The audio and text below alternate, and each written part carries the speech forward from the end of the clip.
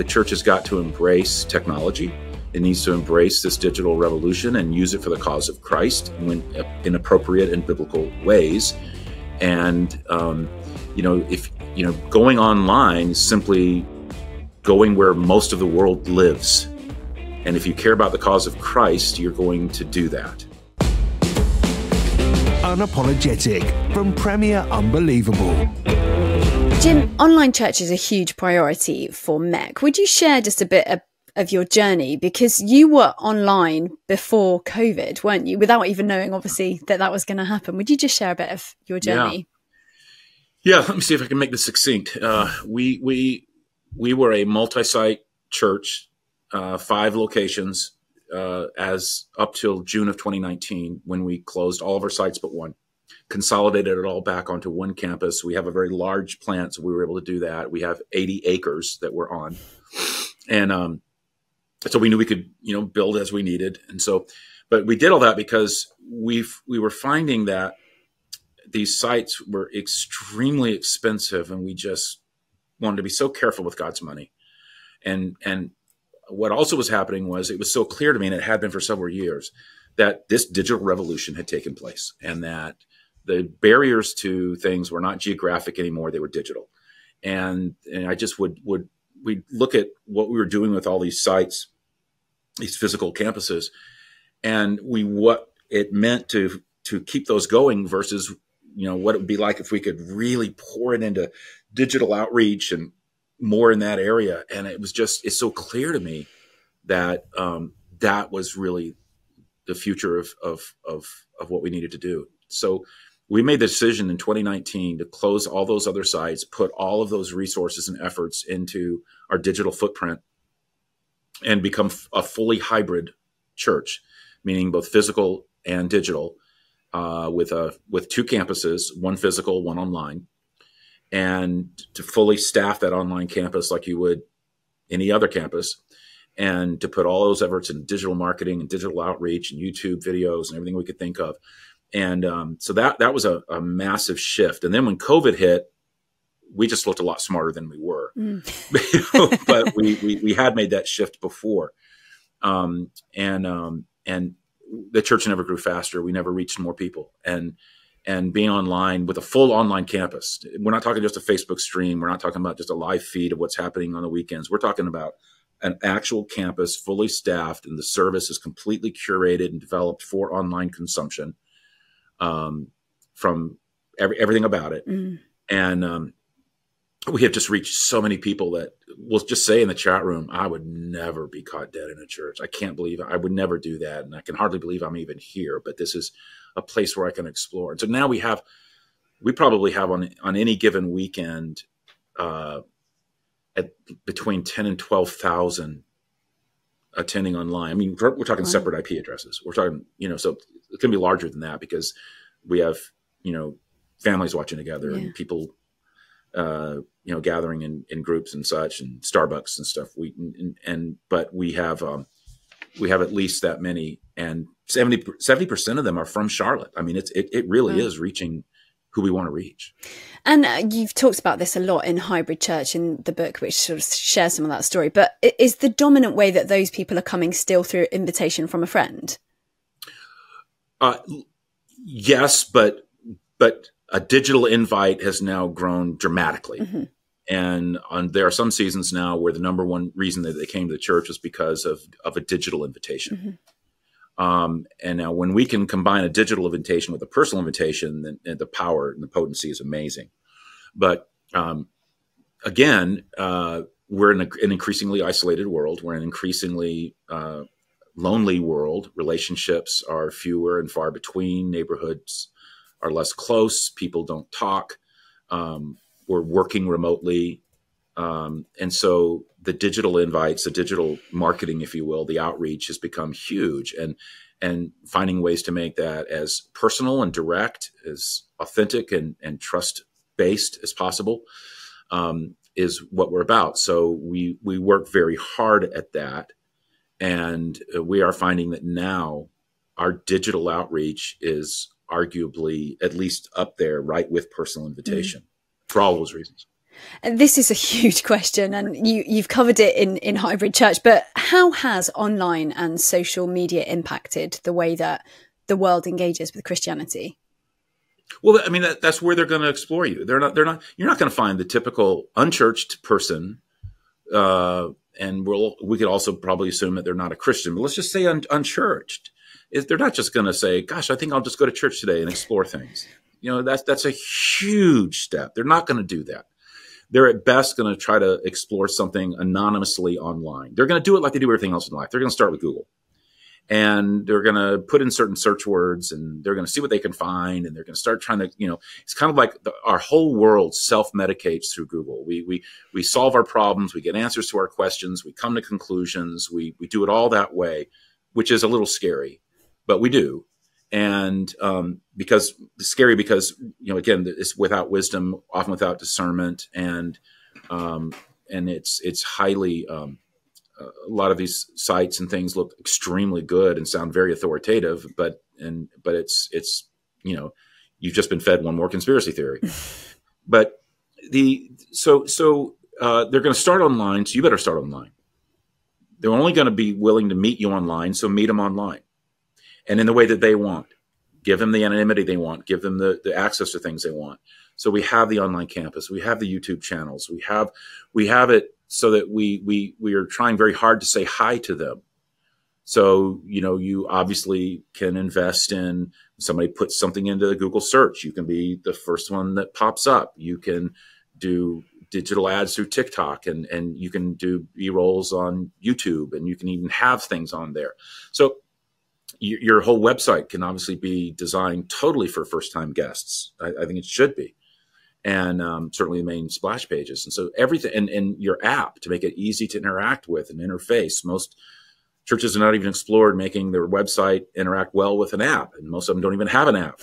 And so, what you're making it harder and harder and harder for your people to even invite, because the way they're going to invite is say, hey, check it out online, or hey, let me shoot you a text that has a link to this, and so you're really cutting off the invitational power of your own community, because we even found long before COVID that when our people would invite a friend, they wouldn't say, come to church with me this week. They would say, hey, you got to check it out online. Because they know intuitively that's what that's the most their friend would do. That's the most that they would do if they were in their shoes. So, I mean, this is everything.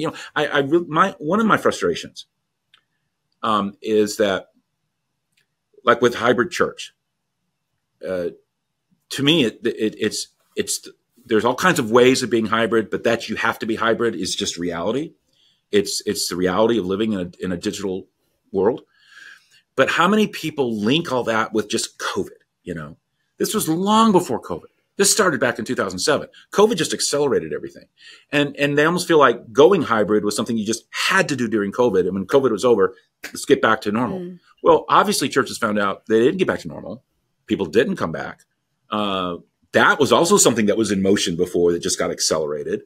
And I just really wish people would I really pray for the ministry of that book, maybe more than any other book that I've written, because it's so much the future of the church. And there's so much almost emotional resistance for all the wrong reasons to what is the reality for the church, even if there had never been a pandemic.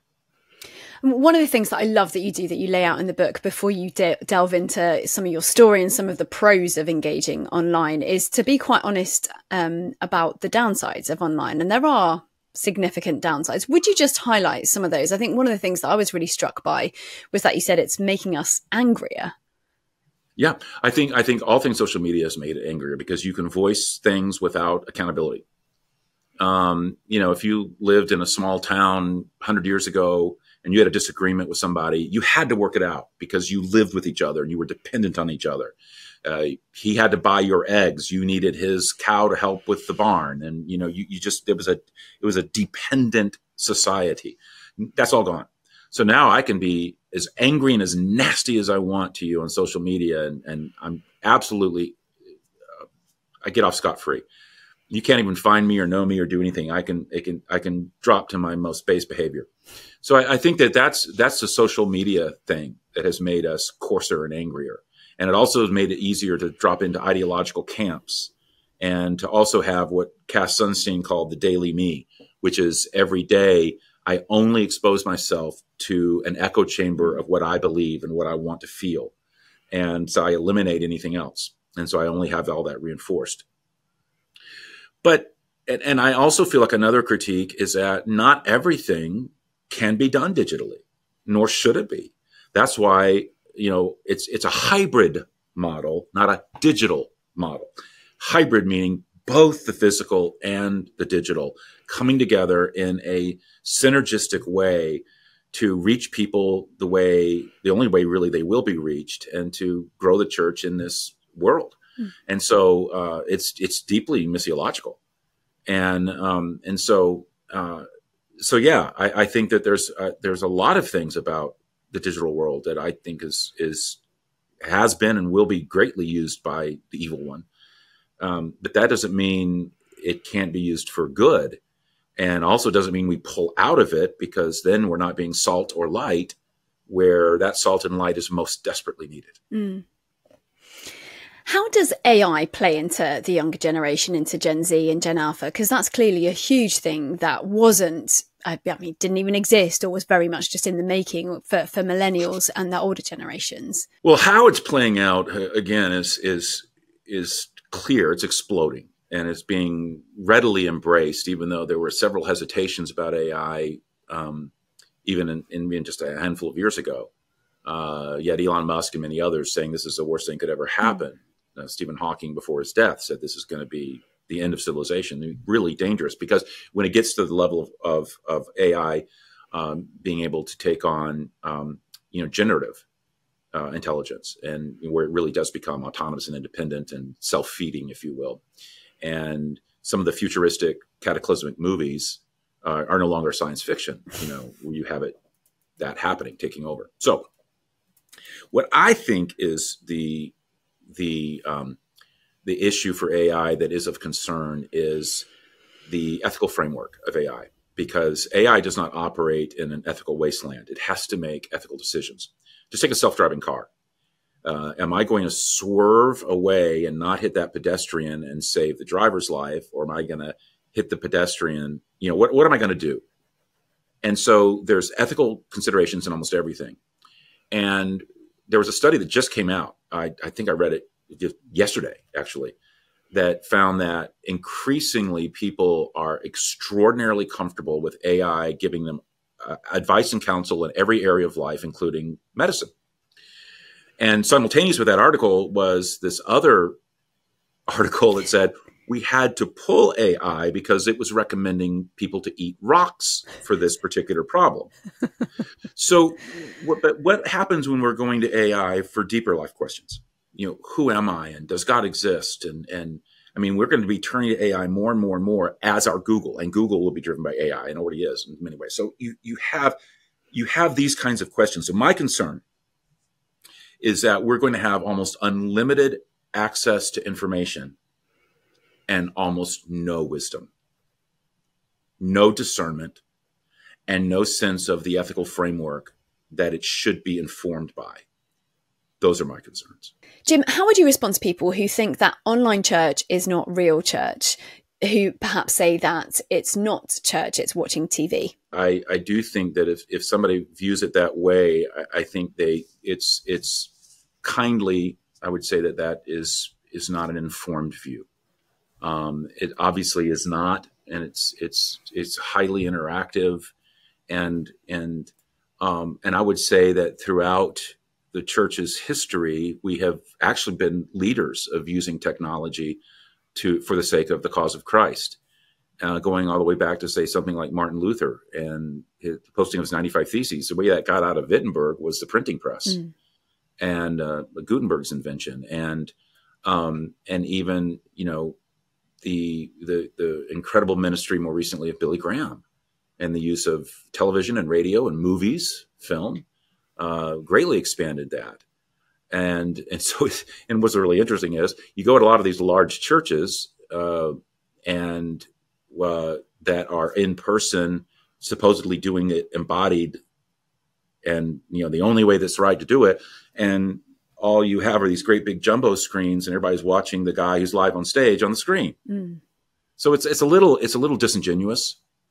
I think that the fact of the matter is that the church has got to embrace technology.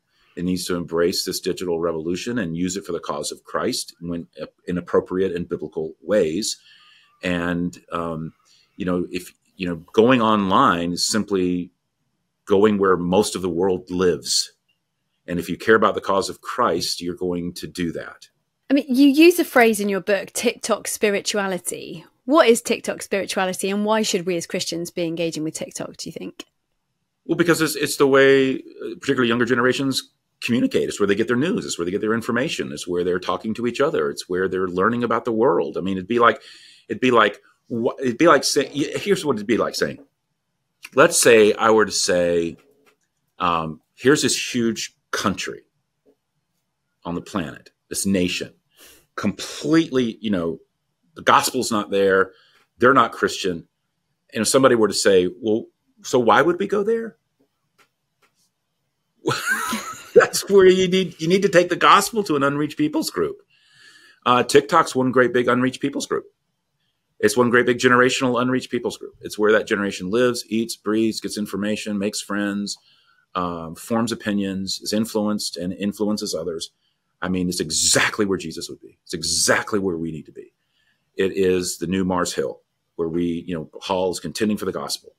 And so, creating content and relationships on these platforms to a lost world is why I got up this morning. And so I think that it's a given. It's just a given. What do you mean by YouTube your evangelism? Well, YouTube is the most influential platform, most used platform, more than TikTok. YouTube is everything. And it is the number one social media. So that is where most people, get news and information and entertainment and so on. And so if you're not constantly looking to how you can use this YouTube world and that format and that medium in a way that is appropriate for the sake of Christ, then I just think you're just abandoning the mission field. I think it would be ignorance at best and a callous heart toward the world at worst.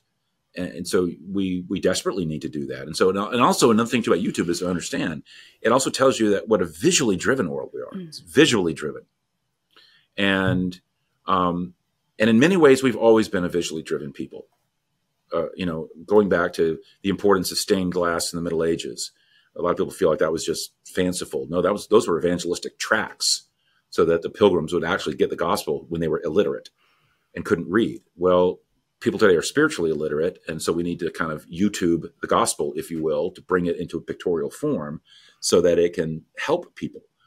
And people are open to that, and people will finally get it and finally listen or watch or pay attention. I mean, the success of The Chosen, for example, is a key example of going into those mediums and in a way bypassing the traditional barriers that they might have toward all things related to the Christian faith and really exposing them to what it is.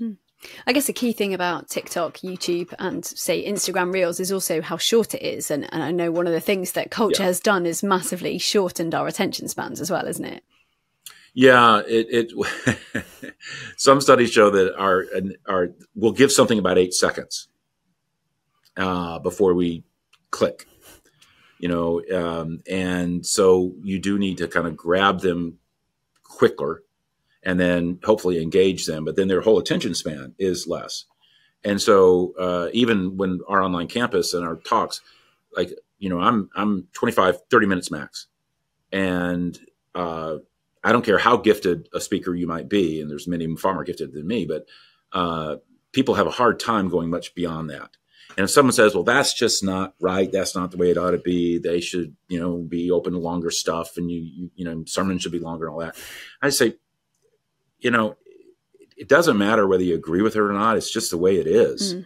And I'd rather have 30 minutes of rapt attention than for somebody to look on there and see that the talk lasts 57 minutes and they don't even give it the first 8 seconds because they're not going to do that. So a lot of it is just a way of getting them to even try it and engage it. Because look, who, Ruth, I don't care what age you are. If you see something to click and you see something to click that lasts 7 minutes or something that lasts 77 minutes, are you going to click a 77-minute thing unless it's high on your agenda? You're just not going to do it. And you're probably going to listen on double speed anyway if it's 77 minutes. Oh, yeah, that's right. So you wouldn't take it in while you're doing something else. Right. I mean, one of the things you mentioned, the kind of the poverty of relationships. And I suppose online has completely dramatically changed the way that our society does relationships, our dating culture. I mean, what do you think are some of the key impacts of that? Because that's clearly had a huge impact on our culture, hasn't it? Well, I think that we need to understand that community itself has changed, and the way that people interact begins and is often completely sustained through online interaction. And people say, well, that's not relationship. That's not community. I'm just telling you what it is. And if you talk to someone in, Generation Z and say, look, you can't have authentic community online, they'll say, well, I'm sorry, but you can, and I do. And so it's just we need to be careful that we don't impose our definitions of things onto others, particularly when it's stylistic or preferential. Or as I would often tell my seminary students, don't build theological fences around your personal taste. So you may not want to do a relationship that way, but they might be very comfortable doing it.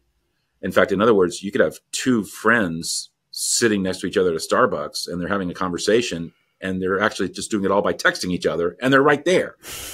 It's just a comfort level. It's just a way of communicating language. So I think it has changed a lot of way that we interact. And I do think that there are parts of it that make them hunger for the embodied. But again, what's really, really interesting is that they might have an interest in the embodied, but they're also intimidated by it. They don't know how to do it very well. They want to stair step into it digitally. And it's just a real comfort level to do community in a digital way, right or wrong. It's a comfort level.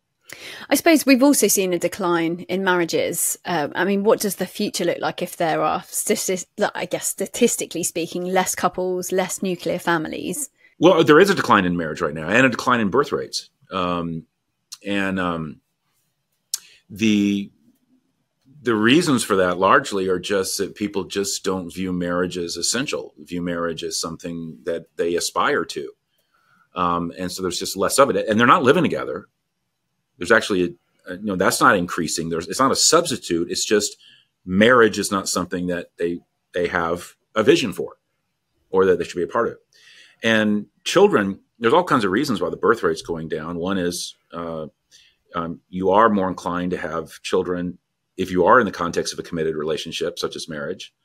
Not many people intentionally want to have a child as a single parent as much as when there's 2. That part is still there. But you also have a lot of people not wanting to bring children into this world because it's so messed up, they would say. You also have economic things driving it.